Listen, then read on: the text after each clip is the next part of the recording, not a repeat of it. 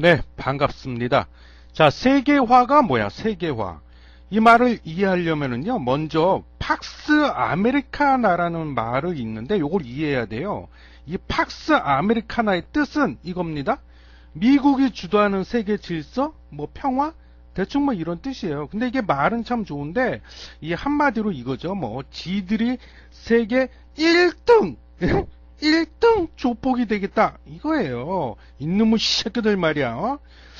자, 2차 세계대전 다 아시죠? 2차 세계대전이 끝나니까 이 유럽이 어떻게 됐습니까? 예, 만신창이 걸레가 됐어요. 그래서 이제 골골대고 있으니까 미국이 기회는 이때다. 아싸 하면서 본격적인 팍스 아메리카나라는 먹먹이 수작을 펼칩니다.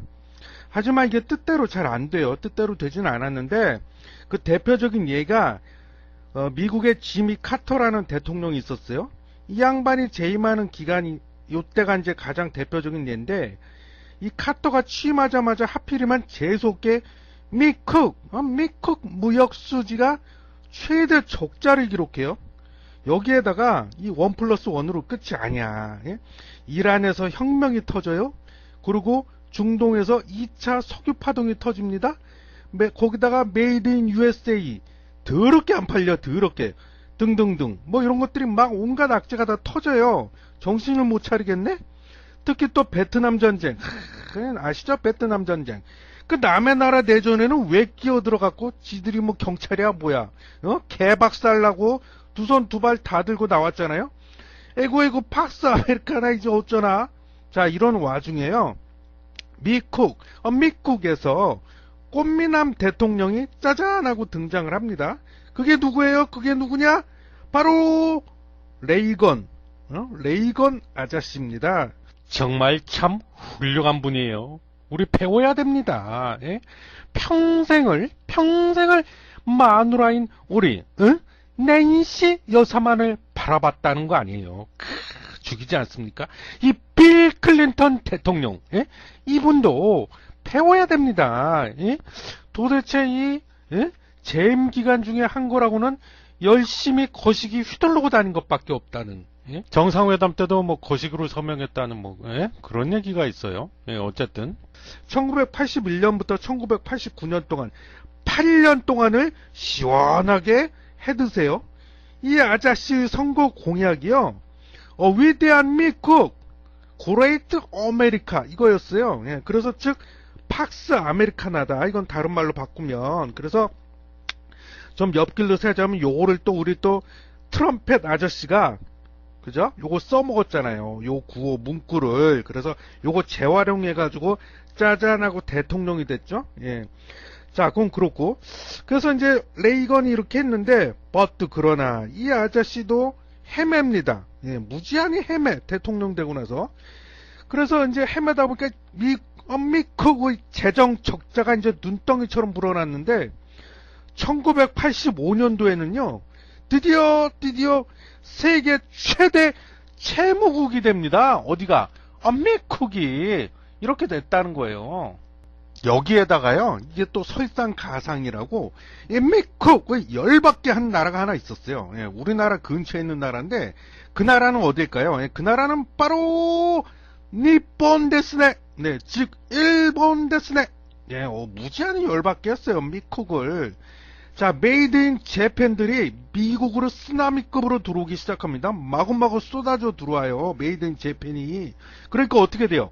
메이드 인 USA는 다 죽어나가더라. 다 죽어나가기 시작합니다. 그래서 미국의 제조업이 거의 망하다시피 했죠. 지금도 메이드 인 USA 뭐 있나요? 떠오르는 거 없죠. 예. 그 예로다가 1985년도에 그래갖고 이 미국이 대일본 무역 적자가 429억 달러를 기록합니다. 1985년도에. 그러니까 이제 미국이 뭐가 열려요? 뚜껑이 확 열립니다.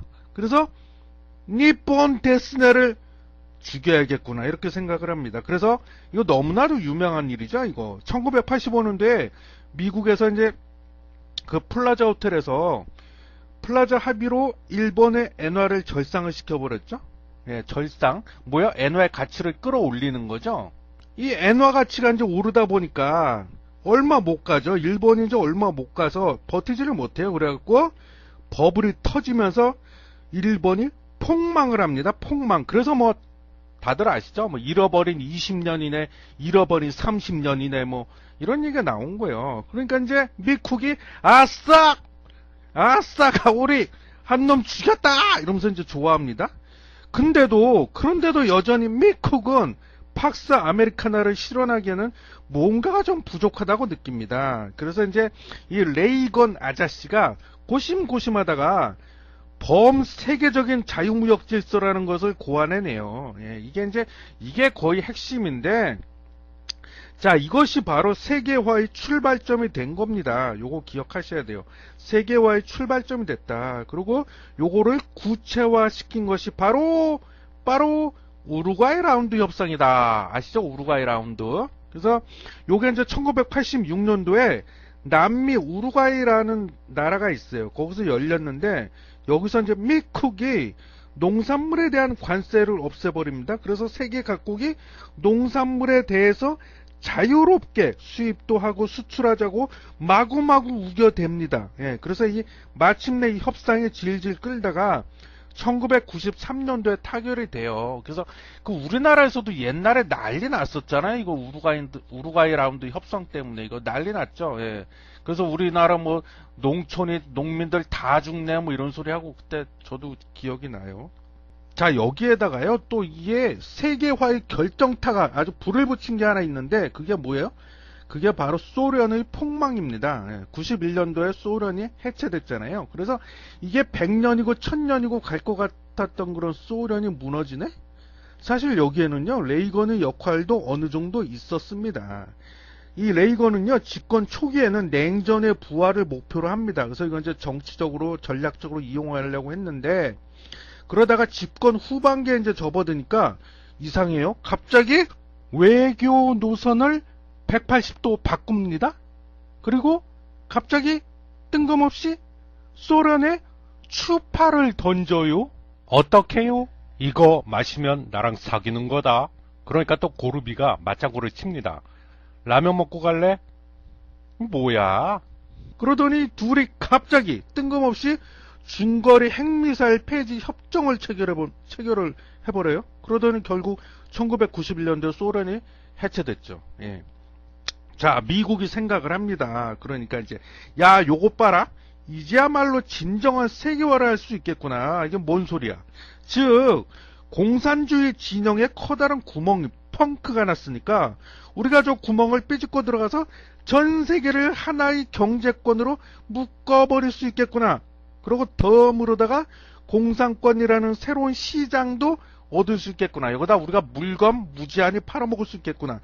다시 말해서 우리가 주도해서 전 세계를 하나로 묶어버리는 자유무역 질서를 만들면 우리 미국이 그토록 꿈꿔왔던 팍스 아메리카나를 실현시킬 수가 있겠구나. 요런 또 생각을 해요, 미국이. 자, 미국은 그래갖고요, 이때부터 이제 전 세계 각국들을 막 세계화로 끌어들입니다. 막 꼬십니다. 야, 세계화 좋은 거야. 세계화 하자. 이러면서 막 꼬셔. 그래갖고 이 새로운 경제 질서를 만드는데, 그것은 한마디로 이런 거예요. 국가 간의, 요게 핵심입니다. 국가 간의 무역 장벽, 요거를 허물어갖고, 최대한 싸게 물건을 만들어갖고, 최대한 싼 가격의 물건을 전 세계에 공급한다. 이게 모토 핵심입니다. 세계화의 모토 핵심이야. 그죠? 전 세계에 있는 물건을 싸게 구매할 수 있게끔 해주자. 이겁니다. 그래서 이 물건을 싸게 만들려면, 근데 비용이 들어가잖아요. 물건 만드는데. 요걸 그럼 최소화해야 돼. 비용을 최대한 낮춰야 돼. 그래야 물건을 싸게 팔 수가 있죠.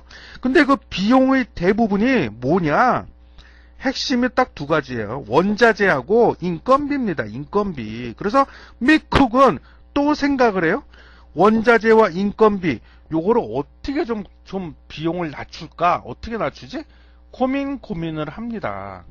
그래서요, 결국에 생각해낸 게, 오케이, 좋아. 그러면은, 자, 백어들 나라를 이용하죠. 백어. 예, 제가 차마 한국말로 할 수가 없어요. 왜냐하면 굉장히 기분 나쁠 것 같아서. 그래서 영어를 썼습니다. beggar. 예. 혹시 말뜻 모르시는 분은 좀 찾아보세요. 무슨 뜻인지. 자, 요 백어들이 득실득실 되는 나라를 이용해 먹자. 이거 그럼 어떻게 이용해 먹을까? 자, 일단 저기 그 아프리카나 남미 뭐 요런 데서 원자재를 싸게 사옵니다. 그럼 인건비 문제는 어떻게 또 해결하지? 자, 인건비는요. 인건비가 싼 나라에다가 공장을 때려 짓자. 예를 들면 중국, 베트남, 폴란드, 헝가리 뭐 요런 동유럽 국가, 요런 데 인건비가 굉장히 쌌습니다, 그때. 그래서 요런 데다 공장을 잔뜩 지어가지고 현지 사람들을 고용하면 인건비도 낮추고 물건도 싸게 전 세계에 공급할 수 있겠구나. 그래서 굿 아이디어 이렇게 된 겁니다. 그런데 자, 그럼 어느 나라로 할까? 어느 나라로 하지? 그때 바로 저 멀리 눈탱이 쳐맞은 우리 판다가 자고 있어요. 졸고 있네. 오케이. 그러니까 이제 판다를 꼬십니다. 너희도 잘 살 수 있는데, 너희도 인간처럼 먹고 살 수 있는데, 야, 너도 공장할 수 있어. 그래서 이제 전 세계가 다 이게 어딜 얘기하는 거야? 제가 판다 얘기했죠. 중국, 차이나로 개떼같이 몰려갑니다. 공장 지으러 가. 공장 지으러. 그래갖고 이 중국이 세계의 공장이 된 거예요, 사실은. 세계의 공장. 그래서 이때부터 이 중국이요, 전 세계 원자재와 공장들을 다 빨아들이는 블랙홀이 된 겁니다. 그래서 이게 세계의 공장 이 얘기가 나온 거예요. 빙고! 자, 이렇게 해서 하나의 시스템을 만든 겁니다. 이게 세계화야, 글로벌라이제이션. 그래서, 그리고 요 시스템에다 이것의 이름은 세계화야 하고 이름표를 붙였다. 이게 세계화다. 자, 그래서요, 이 세계화가 약 30년 동안 이제 진행이 됐습니다. 30년 동안. 그래서 이 30년 동안 우리가 사실 혜택을 보긴 봤죠. 혜택을 많이 봤죠. 그래서 우리는 이 인플레이션 걱정 없이 싼 물건들을 공급받아서 우리가 살아왔던 거예요. 싸게 소비해 가면서. 메이드 인 차이나 우리 덕 많이 봤죠. 없는 게 없잖아, 메이드 인 차이나. 예? 그동안 메이드 인 차이나가 아닌 물건이 있었나요? 예? 그죠? 예. 그래서 이렇게 됐습니다. 근데 이제 이 미국이 지네가 이렇게 팍스 아메리카나 하겠다고 이렇게 이거를 만들어 갖고 글로벌라이제이션 세계화 우리는 하나야 뭐 이스라엘 떨어가면서 뭐 이렇게 하다가 이제 안 한답니다. 예. 세계화 안 한대요. 그게 뭐야? 탈세계화죠. 탈세계화. 거기에 대해서는 또 다음 시간에 말씀드리고요. 이번 시간은 여기서 마치도록 하겠습니다. 감사합니다.